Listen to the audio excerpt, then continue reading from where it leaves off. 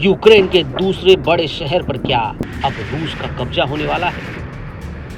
एक तरफ रूस युद्ध विराम की बात कर रहा है, तो वहीं दूसरी तरफ पुतिन की घातक फोर्स तेजी से यूक्रेन के शहरों को तबाह करती हुई आगे बढ़ रही है।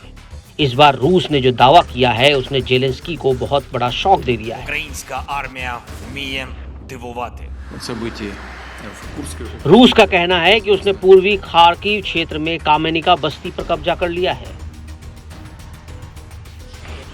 यूक्रेन ने इस दावे को नकार तो दिया, लेकिन अगर यह खबर सच है तो जेलेंस्की के लिए बड़ा झटका साबित हो सकती है।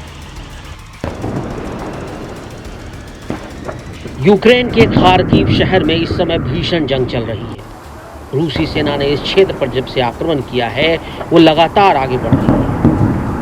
यूक्रेन के राष्ट्रपति वोलोदिमीर जेलेंस्की ने कहा कि उनकी सेना ने सीमावर्ती क्षेत्रों में आगे बढ़ रही रूसी सेनाओं को रोकने की कोशिश की है, इसलिए जंग और खतरनाक होती जा रही है। लेकिन रूसी मीडिया की तरफ से जो वीडियो जारी किया गया है उसमें देखा जा सकता है कि रूस की सेना खार्किव के गांव में घुसती है और ड्रोन से उन्हें कवर फायर दिया जाता है। रूसी सैनिकों के हमले में कई वर्दी पहने लड़ाके बाहर की तरफ भागते हैं, लेकिन ड्रोन उन पर हमला करता है।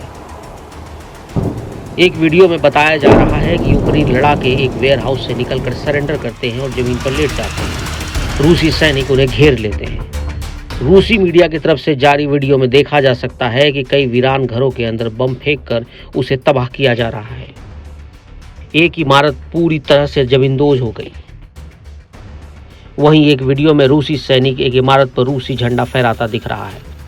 यूक्रेनी पक्ष ने कहा है कि उसकी सेनाओं ने खार्किव, कुपियांस्क और पोक्रोवस्क की दिशा में कई रूसी हमलों को विफल कर दिया और रूसी टैंकों, बख्तरबंद वाहनों, 31 तोपखाने समेत 105 वाहनों को भी नष्ट कर दिया।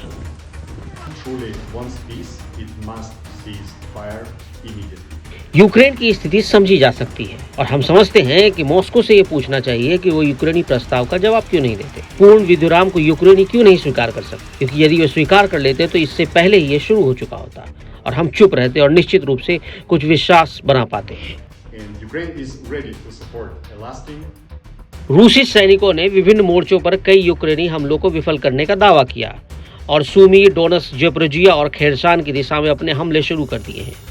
रूसी रक्षा मंत्रालय ने कहा कि उसने यूक्रेन के बख्तर वाहनों, कारों और तोपखानों समेत कई यूक्रेनी हथियारों और उपकरणों को नष्ट कर दिया है।